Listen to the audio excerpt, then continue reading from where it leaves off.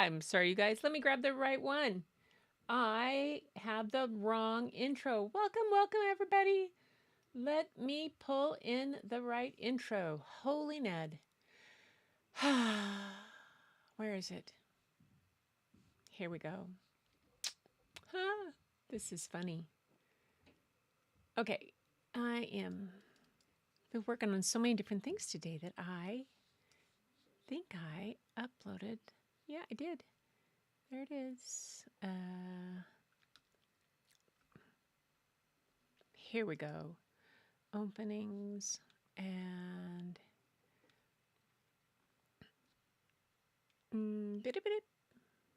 yay, here it is. Let me get it to the right spot. Habit. I am going to do this and get you a new scene and take the right thing over to the right spot. I love doing live.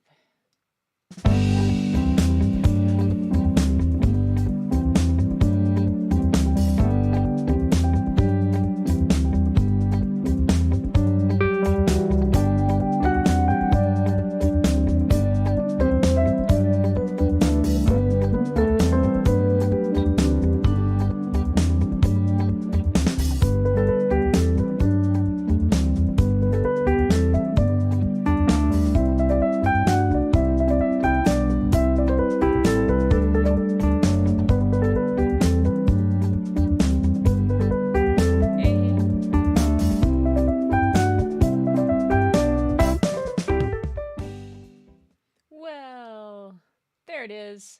Okay, so this is what happens when I do this stuff a day early. I got that whole video done yesterday and everything, but then forgot to put it in the upload. And why is that camera on too?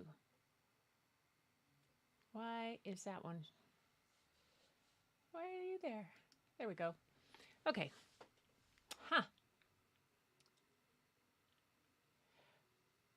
Don't know. Okay, but how are you guys tonight? So I'm trying something new for a different overhead camera. That's why I got that silly wire hanging in the way right there. But that's okay. We're going to see how that works. If it works a little better than my phone had been working. And we're just going to have some fun tonight because it is show and tell night. It is story night and everything is going to be just fine. So you got to see a little bit of crazy behind the scenes there. Let's see who's here. Tamara's here and Larry is here. Susan just sent me a message and said she wasn't going to make it because they were going to, I believe, her great aunt's. Was it that? She said it was going to. Can't make it tonight. We're going through hubby's aunt's estate sale items that didn't go and will be coming to my house. She said, pray for me. I don't need more stuff. Oh, poor thing. I do not envy her that at all. At all. So, yay. I hope the mic is loud enough. It was quiet this morning, but I think it should be good. Larry's here. Tamara's here. Kristen is here. Hi, Kristen. Good to have you here. Tamara and there you go. Fatima's here. Yeah. Did you like that? I had last Sunday's video on instead. Wrong day, wrong group. That's okay. And Travel Dreamer and Fatima, everybody checking in and so glad you're here on this Sunday night. We're going to have a great time with this. As I said, it's yo, more books. So tonight is more of Jane Yolen. That's the yo. So, she's only done 414 books. I can't stop after just a few. They're all so good. Anyway, but before that, We are going to have show and tell. Larry, I did go out and video the van, and I'm putting something together. I mistakenly got my license plate in there, and so I didn't get a chance to get it uh,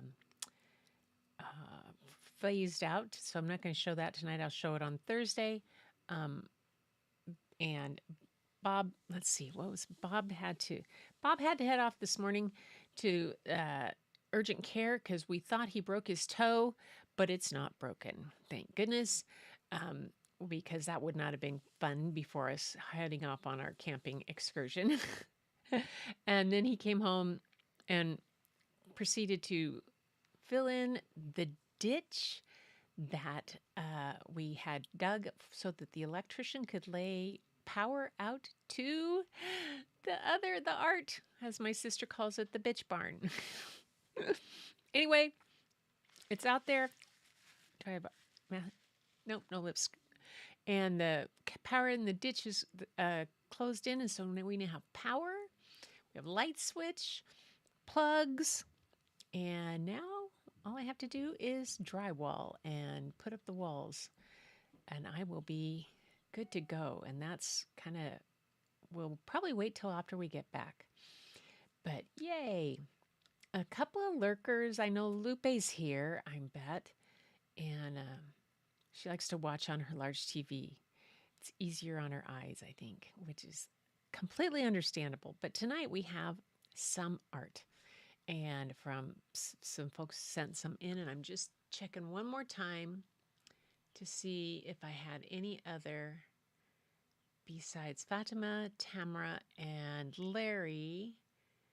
I didn't see anything else. Let me just do live art one more time in my search.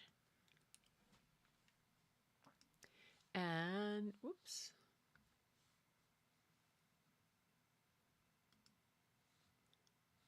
Okay. Nope. No more. No more. All right. And hi, Angie's here. Yay. Nice to have you here. So let's get rocking and rolling on, well, it is so cute though. I have a friend who's making those too, and I couldn't remember the name of them. You're going to have to put it in when, don't give it away, but they're so cute. I love it. Anyway, so we are going to get started with, where did it go? I am in the wrong spot again. There I am. There we are.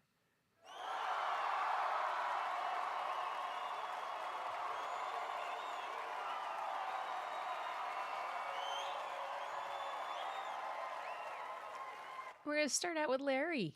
This is, he says it's our Bailey. That must be their dog. Larry, this is a beautiful watercolor. Is it part pastel? I'm going to drop it down a little bit, get the whole thing. So I think watercolor. It seems like over here in the trees that you might have used some pastel or Caran d'Ache or something with it. Give us a hint on that, but I really love it. I think you did your dog justice. It's really, really nice. Isn't that awesome? I just love that. How'd you get him to sit there like that and look cute? Although won't ever sit and look cute. He gives me side eyes all the time. It's wonderful. Really well done. Very, very nice.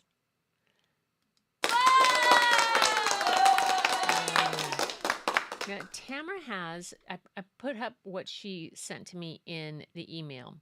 This piece has been done with pastels, paper, pencils, and paper, just doodling with color. It's hard to see in the photo, so I did a negative image, not much better, she says. Now this piece is a moment of time, in time of doodling, and just after we got back from taking Ayak home. And then she was hoping that I got him in the right order. So what I did, Tamara, was I put all the colored ones and what you did with them, and then the negative one in a grouping together. So let's see how I did. So this is, let's get rid of this, is the colored one.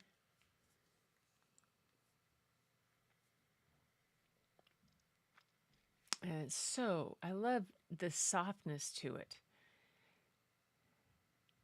So if I got them in the wrong order, I apologize. I took them in the order that it came in the emails, which is always kind of interesting how it's going to arrive. And then I realized that you wanted them, I thought you might want them grouped. So when Bailey is happy, she smiles and she loves being in the woods. Oh, that's nice. Okay, and then the next one is this direction that she did, the dual to make a diptych in it. That's really pretty. Oh, and an eraser. Tamara says, and an eraser.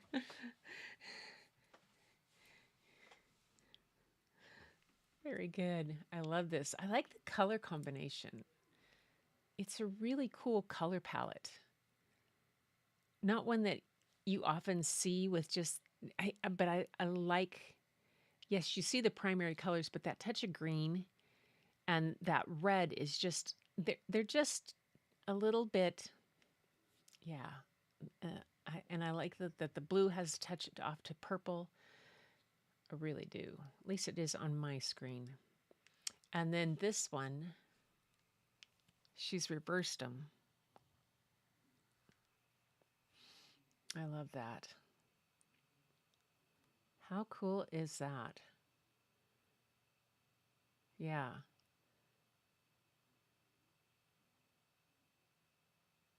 Oh, so nice. And then she said she did them in negative. Let me see if I've got the right one here. Yes. And she said she did it in negative. This is the...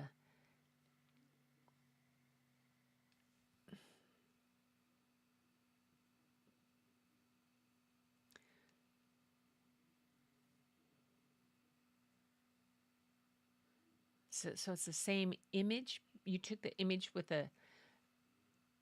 Did you desaturate it or change it all to values in blue? Curious minds. I don't even know if I'm using the right terms, but I love it.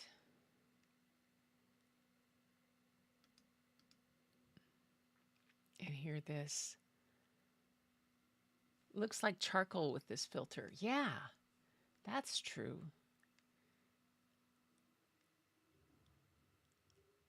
Yes. Oh, okay. So you desaturated it with blue and with the blue. Nice. That's how it helps me to be able to get the right work on values when I desaturate one of my photos. And if I can tell if I have enough of what I have it when I desaturated it and see what's there. Yay. And then I think there's one more. Yes. There. Oh, see, now in this one, I almost see when it's like this it's like there's something biting on the woman's hands. I didn't see that in the other colored one. Or something reaching for her. They're so beautiful, Tamara. So beautiful.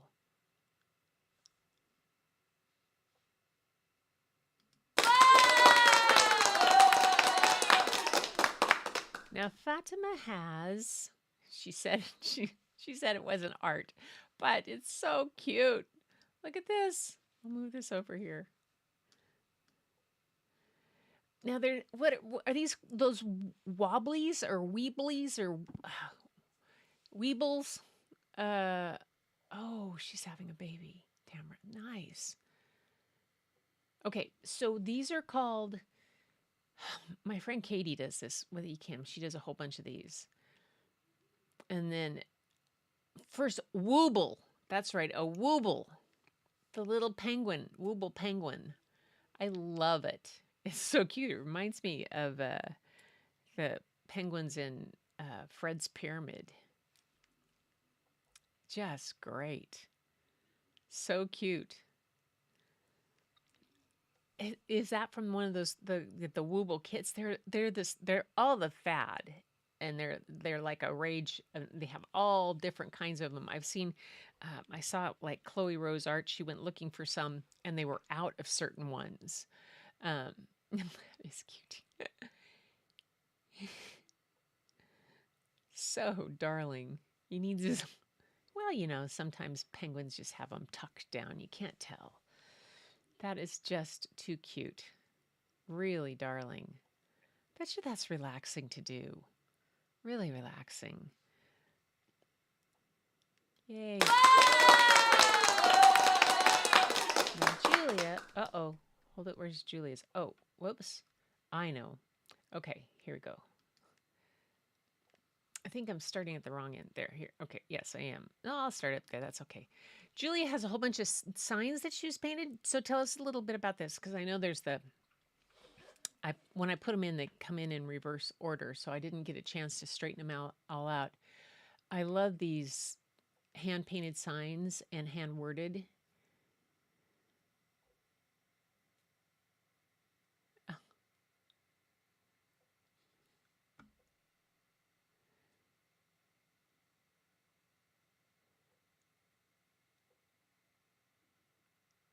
So I was just reading back on the chat what you guys are talking about.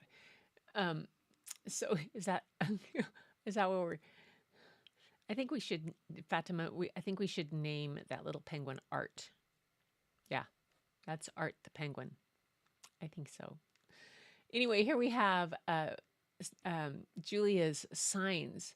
Welcome. All who enter will be sniffed, licked, slobbered on, barked at, and loved. I love that.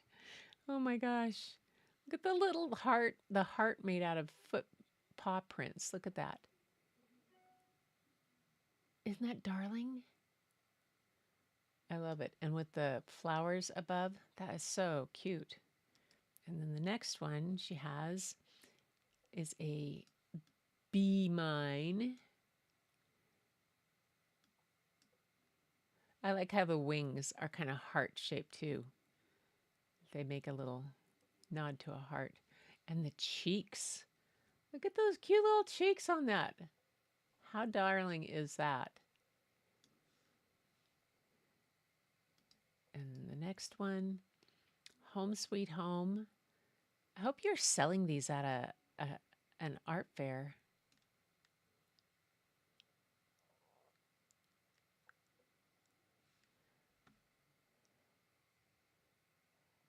I like these.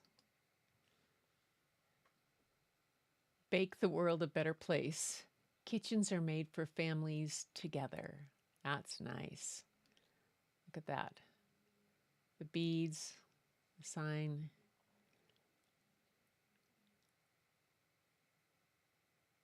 Very cool. And then, where am I? There I am. I like this one, Grandma's Kitchen. Although in my house, I have to say Grandpa's Kitchen. Grandma's Chicken, where sweet things happen. Everything tastes better when Grandma makes it. Or when Grandpa makes it, actually. This wouldn't fit in my house. Not everything tastes better when Grandma makes it. Definitely not. Definitely not. Although I can bake. Baking is the thing I can do. Yay. Oh, Julia's not here? That's too bad. And I think she sent these in for and like for Thursday, and she got mixed up on whether it was on art was on Thursday or on Sunday. I think that's what I saw on a message, but we'll take a look at them anyway. Let's see. And then this one. The last one is a rolling pin that she did. It's all painted. This looks like it's covered with almost, oh, it's like it's decoupaged on the rolling pin. That's cool. There's a place in Seattle, near Seattle Center, a little coffee shop that is on the north side of the center, kind of up. Well, yeah. Anyway, it's up on the north side, northwest corner, and when you walk into the coffee shop, their whole wall has all different kinds of rolling pins stuck to it as decoration. It's pretty cool. Very cool. Yay. Thanks, Julia. Okay, now next is my stuff. All right, let me move my keyboard. I will show you what I've been working on.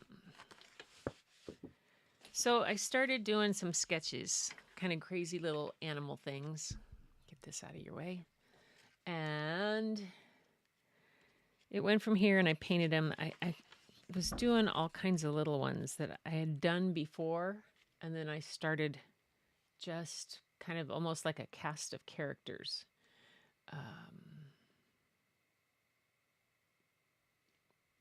See if I can make them a little better. There. Uh-oh, come on. Yep, there we go. And then I did these are just some sketches. And then I ended up with a Highland cow, was my final one for that. He is kind of fun. I had my abstract workshop yesterday, so to prepare for that, I was doing some abstract drawings. This is washi tape around it. I haven't taken it off. Just mark making and colors and goofy stuff. I'm not sure which way I like it, but that was my thing. And here was another one that I did of that. Oops, that one goes this way. And then I started doing, Patty was here. When Patty was here, we did Zentangles. And she's just gotten amazingly good at it. She has these beautiful cards. Then I watched this guy last Friday, Michael somebody, and he had a challenge out for painting. And so I decided to try to draw and do what he was doing as he had pre-drawn. I kind of tried to go along with it. Not that great. It's all kind of mushed over, and I had done a back painting, but I added little things. And then I got doing flowers. I did sweet peas. These might need to be outlined. And this one, I did a little more. Kind of crazy. Daffodils gone on, and nasturtiums together gone on steroids, I think. Last night I was doing some sketchings of flowers. And then this last one is one that I started, and I kind of, this one, if you can see the brightness.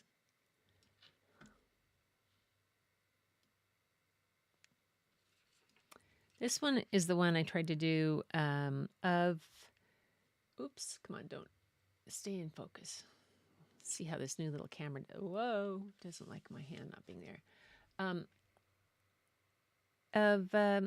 And trying to do they're kind of like dogwood flowers.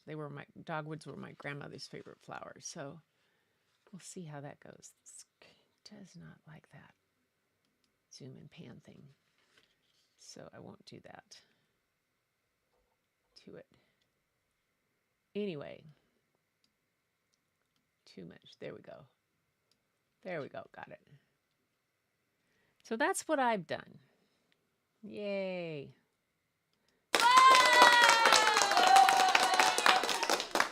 I just kind of went crazy for a few days there. And yeah, her font's really good on those.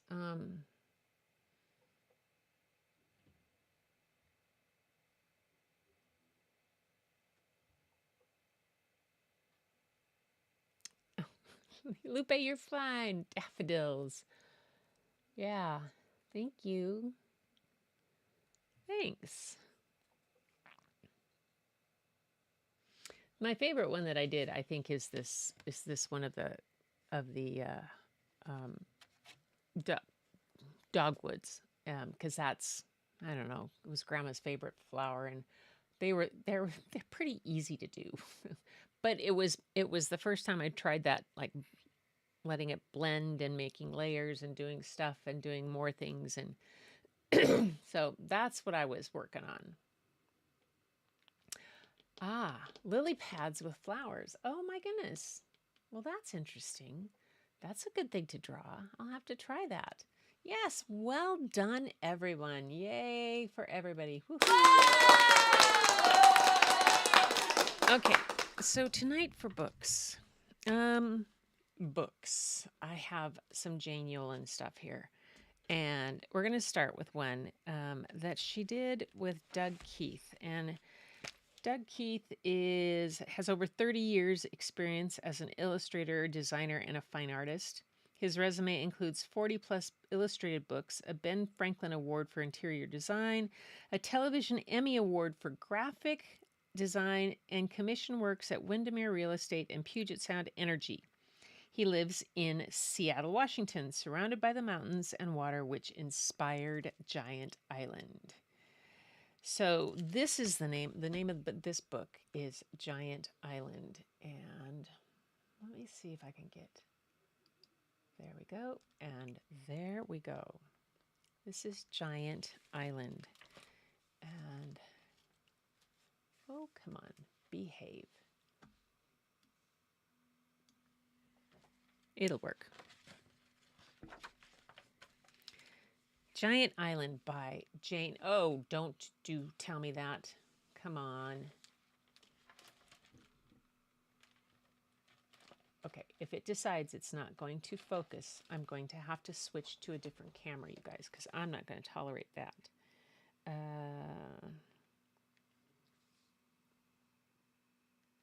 Let's see. Let's see if I can switch to...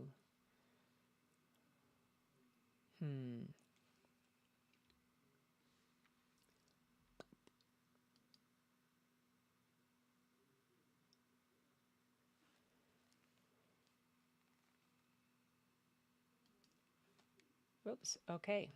We may have to switch to a different camera. All right. Let me just go back here and switch back to something and get to a different camera so that you can see. So let me go back here so you guys don't get sick while I do this, and put you in preview mode. And then I'll switch cameras really quick in here, because that's not going to be acceptable to have that go. It didn't when I tested it earlier, because I did test it. So you're watching me do this. I did test it. It did not do that wackadoo stuff. But today it decided to do the wackadoo stuff. So what'd you do?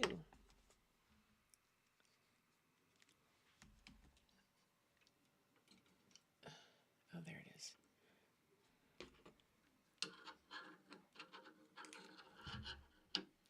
Okay, one. You like this, you guys?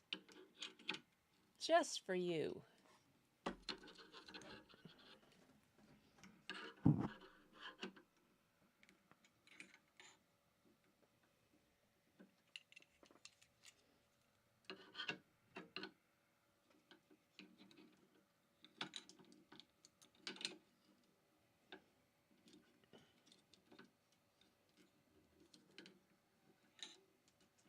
There we go.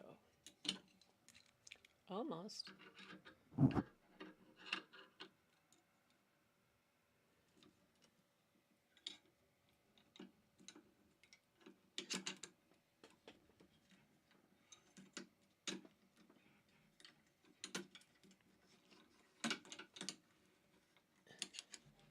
Okay, there's that.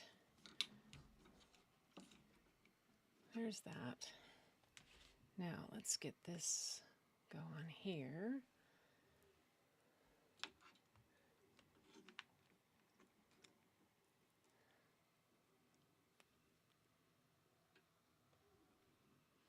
All right, going to go back to live mode, and you're going to have to put up with me flipping the camera just a little bit to here. See, I told you I was crooked, and I'm upside down. That's okay, I can flip it around. Get this out of your way, and then rotate. Rotate, rotate. Oops, that's me. I'm rotating me. Here we go. 1, 2, there we go. Ha, look at that. Look at that. Yay! You guys are so patient with me. Thank you. So I was trying, it's funny that that camera lost its focus because it was working perfectly earlier, but we'll do this instead. And I'll take the brightness down so you can see it a little better. There we go. All right, here we go. Giant Island sat low in the water as the boat approached. Why is it called Giant Island? Ava asked, looking at the map. Always been Giant Island, Grandpa said, shifting gears. That's what my grandpa told me. We came here to fish when I was your age, but it's so small, Mason said. No giant could live here. Cooper barked.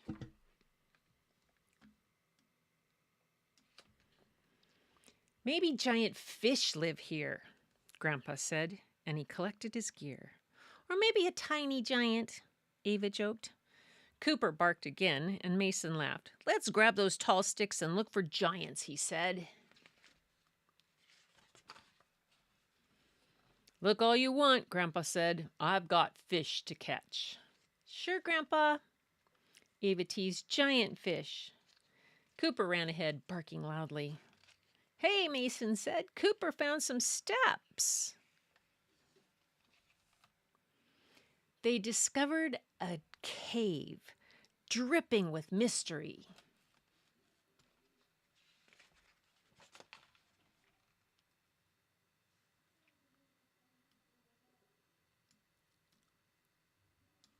Oops.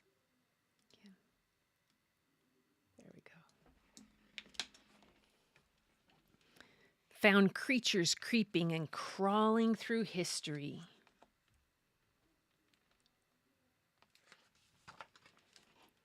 Peered at stones shiny as mirrors.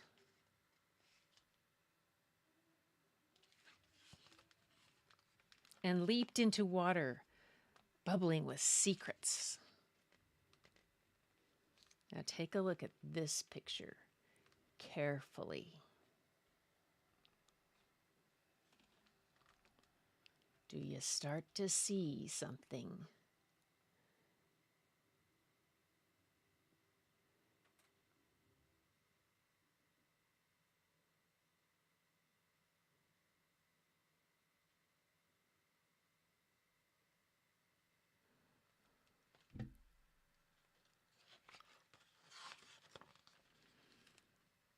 And brimming with surprises.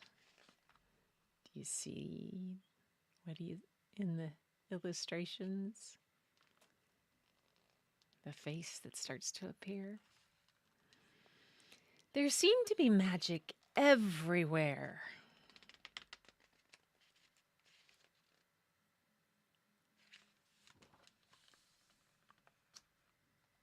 No giant on this island, said Ava, climbing onto a rocky ledge.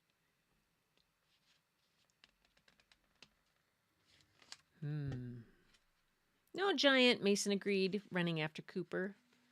No giant? Cooper turned and barked. Look at the eye. There's the ear, the hand. His hands right there. No giant? Cooper barked as loud as thunder, and Ava understood. Mason, look! The whole island is a giant. Mason looked and grinned a giant grin. Isn't that cool?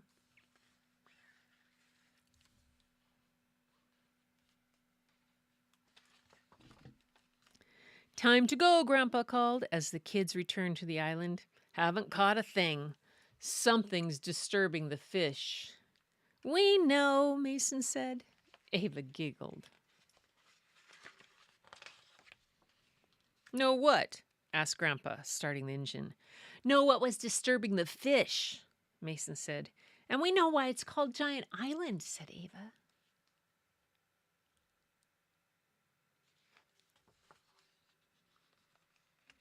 There is a giant, Grandpa, Mason said. A huge giant, Ava said, who wanted to play with us. Is that so? Grandpa said. Goodbye, giant, Ava called. We'll be back, Mason added. Cooper barked a goodbye. Grandpa chuckled and peeked over the kids' heads. Imagine talking to an island, he said.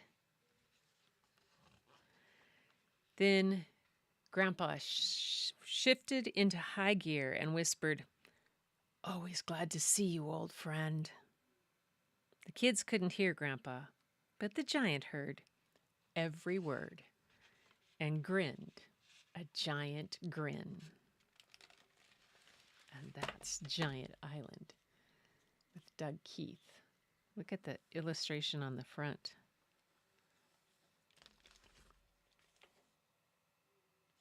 The orca whales back here. Yep, that's our Pacific Northwest.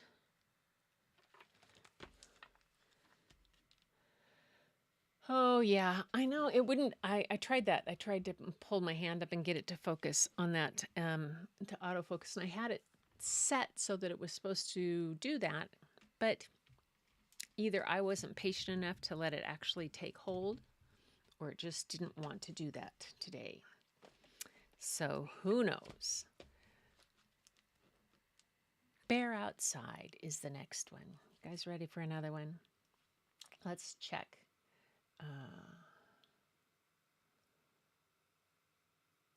Yeah. Yep. So Bear Outside is a book that she did with the pictures by Jen Chorus. And as Jane Yolen has always said, she's not the illustrator. She just writes the books and has somebody else. And this is the illustrator of many books for children, including Little P, Small World, and Brave Jane Austen. She has a BFA in illustration from Rhode Island School of Design, and she lives and works in Providence, Rhode Island. This one I thought was a cute one. It's, you know, sometimes we have those things that are like security blankets, and well, that's kind of what Bear Outside is all about. Let's try this. Flatten this out a little bit. Whoa, don't drop. Don't be mad. Nope. You stay up there. You stay up there. Sometimes the arm wants to go crazy. There we go. There we go. Bear Outside. Yay, we'll straighten you out. Bear Outside.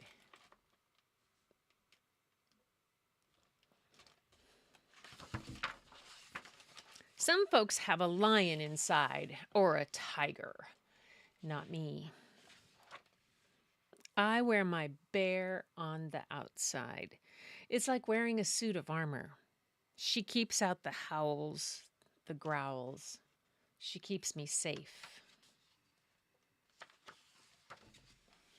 I can wear my bear anywhere. Schoolroom, backyard, grocery, home.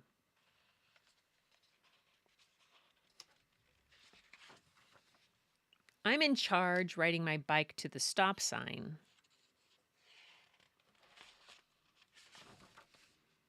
Or if I like roller skating. or bouncing on the trampoline. Bringing gifts and favors to our neighbors, only not at swimming lessons. That can be dangerous for both of us. I take care of Bear, and Bear takes care of me. Together we find the sweetest berries, hives of honey to fatten me up, to let the juices run down our chins. We're not afraid of bees, but buzz them back. Then we nap beneath the trees. At dinner time, we share a plate. I like chicken. Bear likes salad. We don't always agree, Bear and me. When we do art project, Bear paints blue. I use red.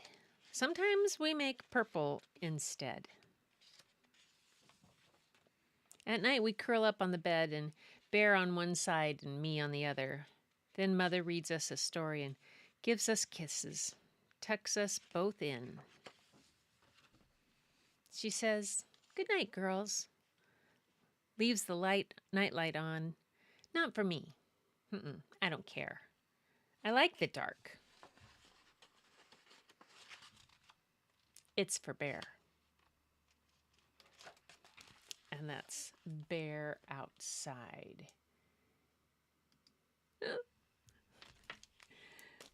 Another one. Her books are short and wonderfully sweet oftentimes. And I have 2 more. Yes, then they're short. 2 more. Get a foursome tonight. This book, I thought, was a really good book about, it adds that little science part to it, about finding things out. This one's called Crow Not Crow, and it's by Jane Yolen and Adam Stempel together, and it's illustrated by Elizabeth DeLumba. She says, Elizabeth DeLumba has always loved birds. As a kid, she used to run across the yard, flapping her arms and trying to fly. She later became a hang glider pilot in Tennessee. When not chasing birds, Elizabeth loves to write, draw, and teach. She has about over 24 titles to her credit, including her debut award-winning novel, A Bird on Water Street. In summers, she teaches in the Children's Book Writing Illustrating MFA program at Hollins University in Virginia. And she spends the rest of her time in Scotland, where she's pursuing a PhD at the University of Glasgow. Now, the other author of the book, Adam Stempel, is an award-winning writer of novels, short stories, graphic novels, and children's books. He's also an avid bird watcher, taught by his father, David Stempel. He invented the Crow Not Crow method of teaching beginning birders in order to teach his city-bred wife to bird. He lives in Minneapolis with his family. So he collaborated with Jane Yolen. If you're going to collaborate, that's a good person to collaborate with. On this book, Crow Not Crow. And let's see. Yay, I'll give it a little more. Crow Not Crow.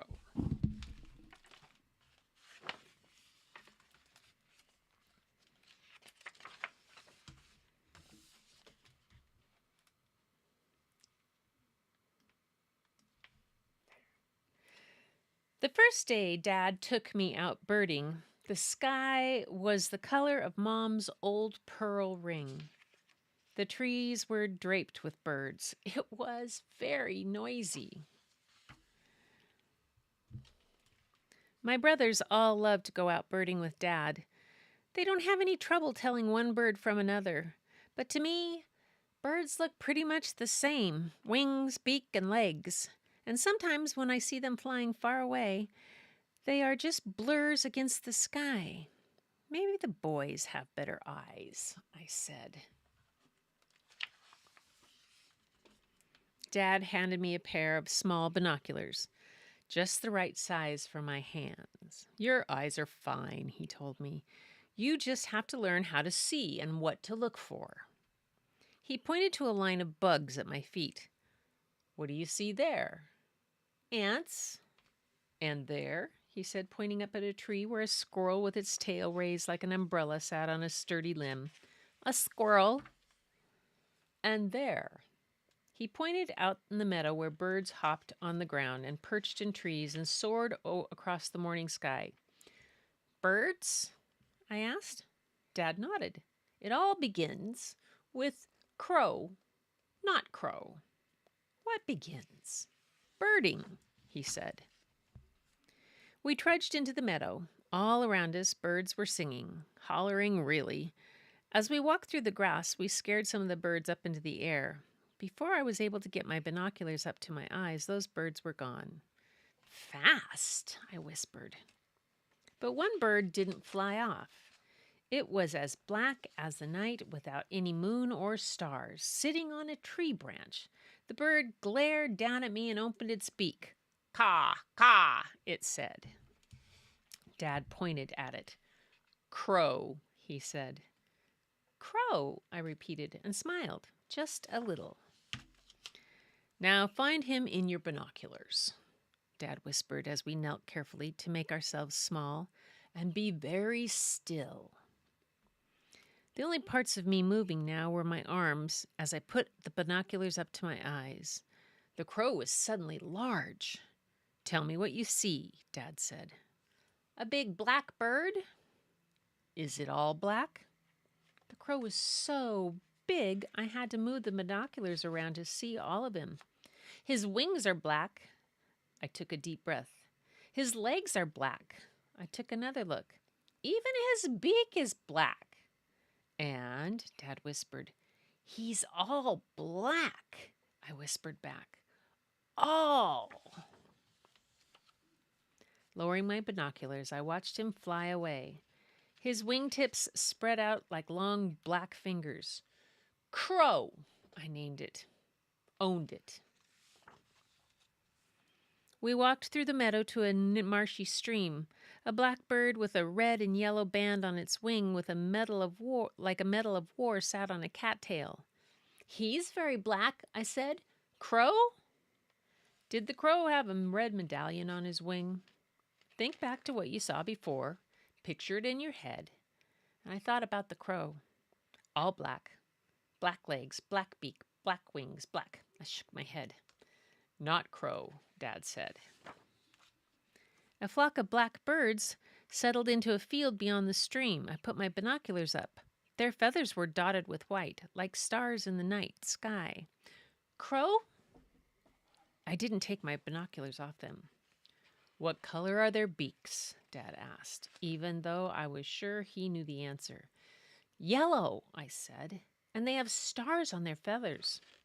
Not crow, Dad said. I looked at the knot crows and tried to really see them.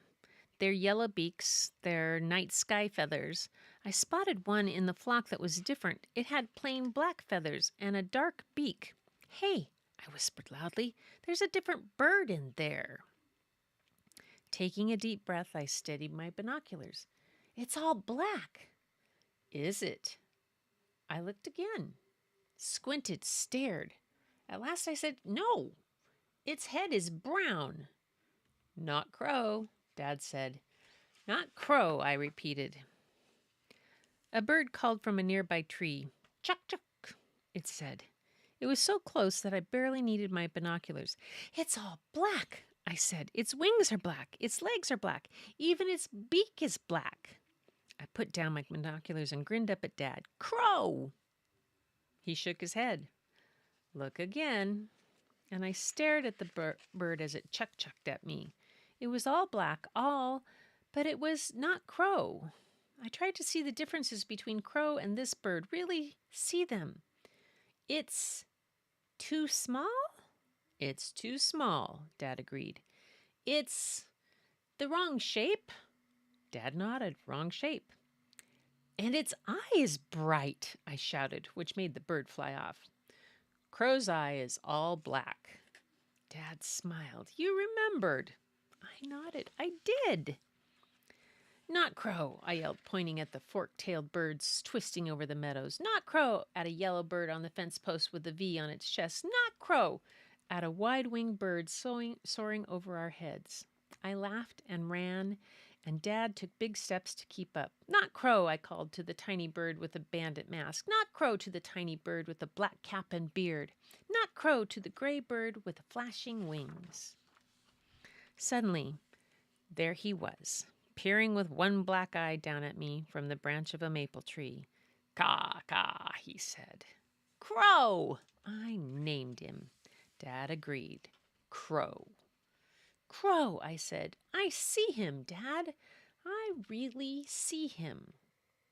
"I know," Dad said, and he put his hand on my shoulders, but lightly so he wouldn't shake my binoculars. "I see him too." Eventually my binoculars got heavy. Eventually the crow flew off. Eventually we headed for home, sometimes walking, sometimes pretending to fly. On the bird feeder near our kitchen window sat a red bird with a tiny crest on its head. "Not Crow," I said, a bit out of breath. We walked a long way, and birding is hard work. Seeing, really seeing, is even harder. But this afternoon, or maybe tomorrow, I might learn a new bird. Maybe sparrow, not sparrow. Maybe owl, not owl. And the next day, another. Till I'm as good a birder as my brothers. Or better. I love this. Now, it had some cool things in the back of this book that you were supposed to be able to scan this QR code and it would give you the sound of the bird, but I tried it and it did not work. So the website when this book was made has obviously gone by the wayside. Bird QR is a free book companion. Oh, yeah. Maybe you have to download the app. Huh. I'll have to check that out. But I thought it was nice. That was a nice one. And there. To finish off the evening, I have one more because this one was just too funny. Where's my water? Let me grab my water. Hang on. Oh. I'm back. Oh, thank you. Thought I grabbed it.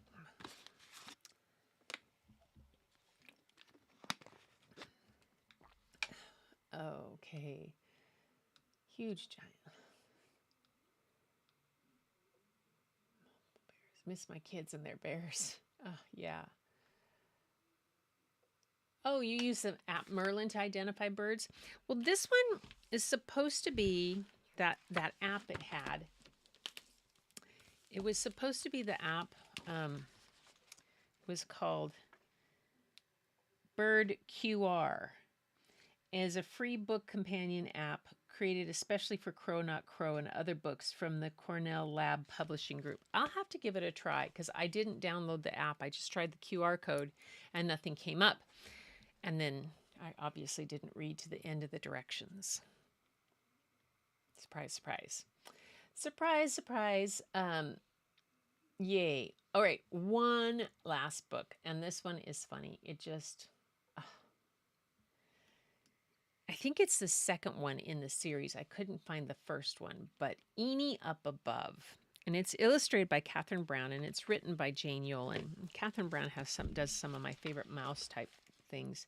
She's illustrated numerous highly acclaimed picture books for children. She lives in Western Massachusetts, not far from Jane Yolen. She did not, however, use the moles on Jane Yolen's farm as models for this book. They were too hard to catch.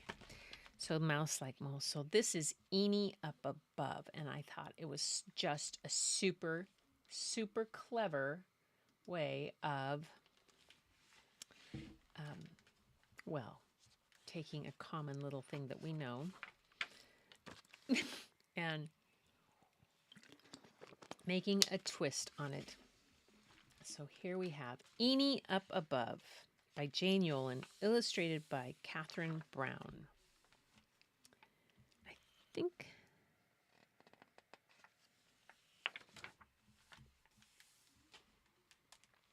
let's see. Do we need any more brightness? There we go, a little more. There were once 3 sisters who lived at the bottom of a deep, dark hole.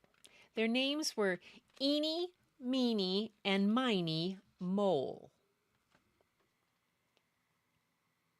I love that. Eenie, Meenie, Miney Mole. In that dark hole was light. Day was night, and summer and winter seemed the same. The older sisters, Meenie and Miney, were happy in their hole. They loved the deep darkness of it, the soft dreaminess in it, the familiar tidiness of it. They did not ever want to leave. But Eenie loved the world up above. It was full of things both complicated and new. She loved it in the summer when flowers as numerous as stars dotted the green hills. She loved it in the autumn when leaves floated down like flocks of silent, colorful birds. And she loved it in the winter when snowflakes like starshine tickled her nose. But most of all, she loved up above in the spring. Meenie and Miney were not happy with Eenie's visits to the up above. Moles should be content in their holes, they told her. You could get eaten by an eagle up above, said Meenie. You could be pounced upon by a cat up above, warned Miney. You could be handled by a human up above, they said together. Though none of them had ever seen one of those creatures before, the way they said the word human made Eenie certain that that would be the worst fate of all. Eenie asked her friend Worm what an eagle looked like. "Oh, eagle has a big beak and bigger wings," said Worm. "It likes early springs and..." He shuddered from head to tail, which made him wriggle all over. "Best of all, it likes early worms." So whenever Eenie went up above with her digging shovel and pail, she was careful about beaks and wings, especially in the early spring. Eenie asked her friend Centipede what a cat looked like. "Ooh, cat has tickly whiskers and sharp claws and a long, long tail." "As long as Snake's?" asked Eenie, for Snake was the longest creature she knew. Much, much longer," said Centipede. He shuddered from head to toe with all his feet tapped nervously on the floor. So whenever Eenie went up above with her digging shovel and pail, she was careful about whiskers and claws and long, long tails.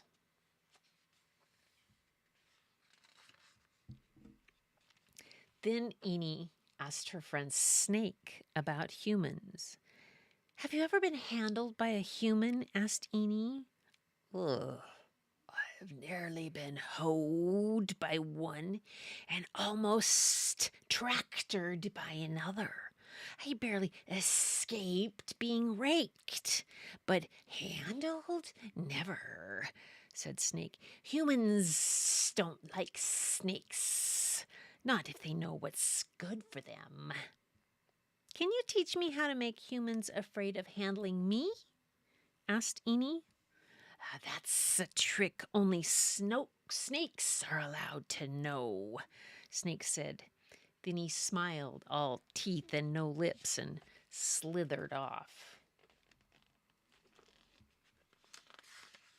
He's got a snail hat. So whenever Eenie went up above with her digging shovel and pail, she was careful to watch out for hoes, whatever those were, and tractors, whatever those were, and ever so careful of rakes, whatever those were. She looked out for beaks and claws and tickly whiskers and long tails, but she still had no idea what a human looked like. One spring day, when the light was sharp and new, Eenie went out to explore up above. Sitting on the ground near her hole was something she had never seen before. It smelled like the inside of a tree, where the heartwood is soft and inviting. But the thing was not at all like tree in other ways. It was short and square. It had no leaves and branches, and it had no roots down into the soil. Still, it smelled like a tree, so a tree it had to be.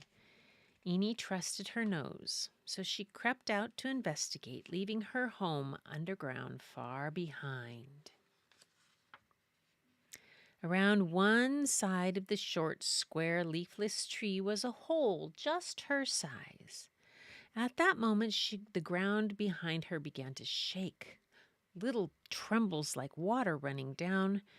Then the trembles got bigger and bigger. Is it a hoe? Eenie wondered. Is it a tractor? Eenie worried. Is it a rake? She remembered what Snake had told her. She remembered Snake's particular smile, and the trembles got nearer still. Enie's heart was going pitter-patter, pitter-patter so fast she could feel it in her throat and in her nose. She could feel it in her tummy and in her teeth, and without thinking, she jumped right into the hole in the short square tree, forgetting her shovel and pail outside.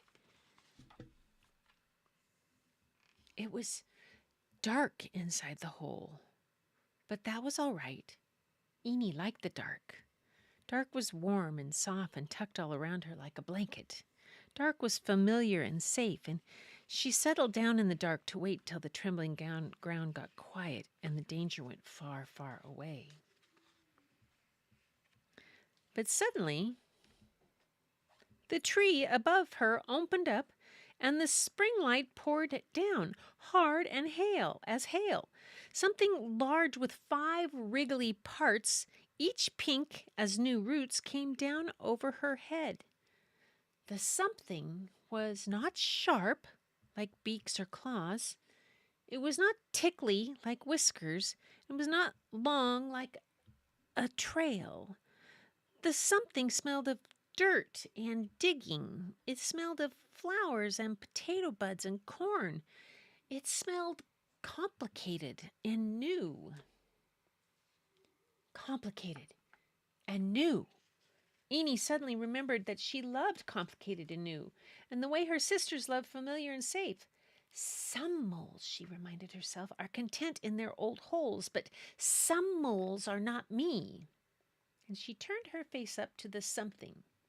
She gave what she thought was a smile like Snake's, though it was not nearly as wide as his.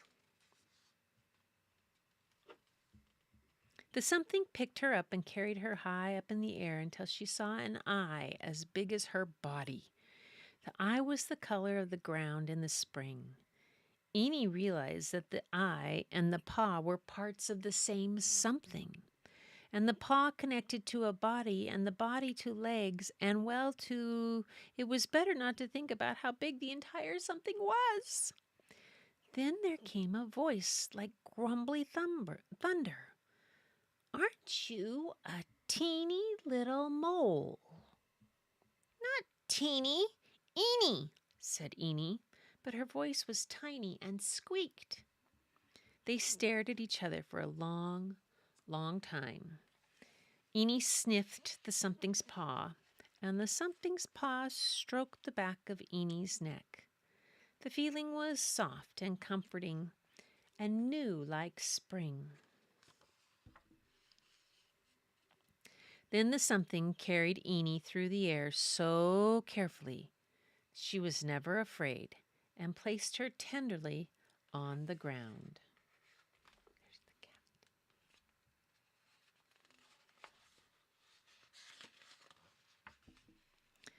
When Eenie realized she was right by her very own hole, she looked up and up and up.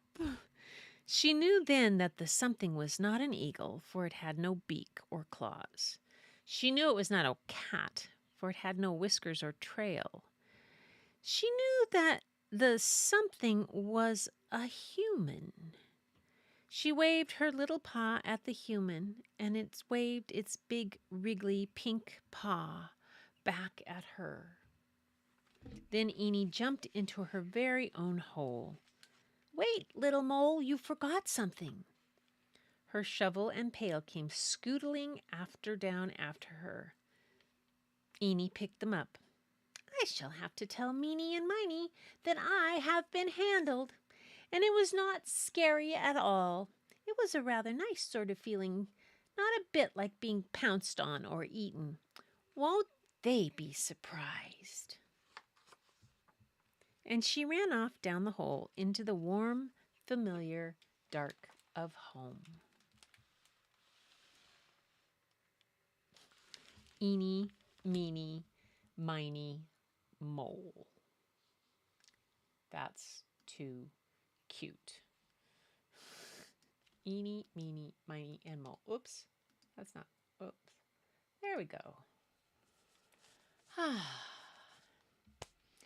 So you guys, that's it for tonight for story and art and all the craziness, and you stuck with me. Thank you so much.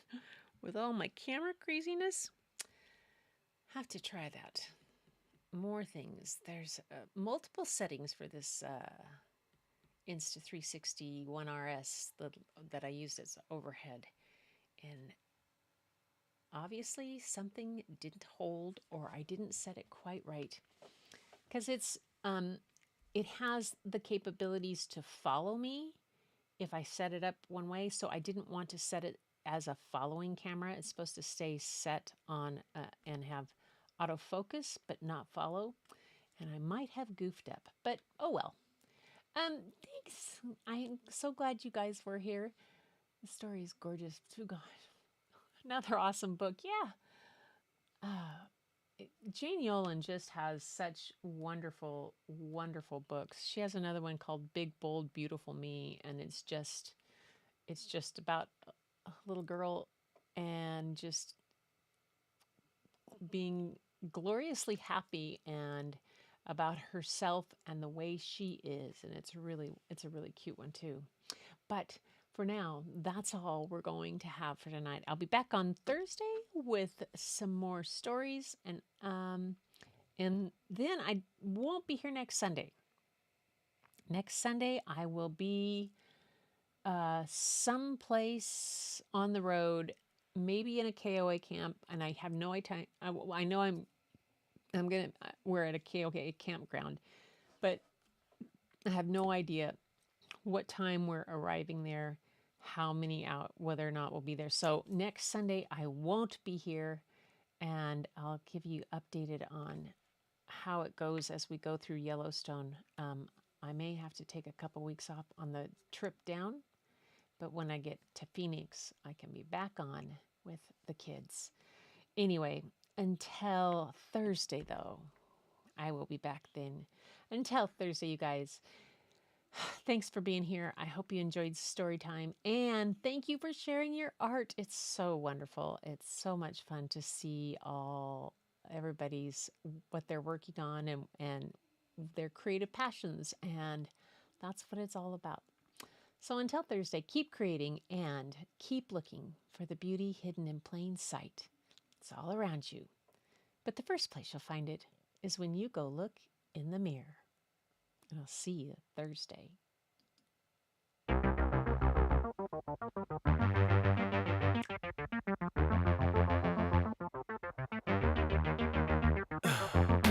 In the heat of the night, we could get lost in all the lights and sounds. Feeling alright, we won't go home, we will just stay here downtown. There's not just stars on the boulevard, they're in the light in your eyes. Oh, we don't need no black cards, I just need you by my side. I will take life. We could be shameless, famous, running cool, with a love that leaves us weightless. Ooh, drop dead gorgeous, wow. Ooh, you got me feeling starstruck too. We could be famous, we could be famous,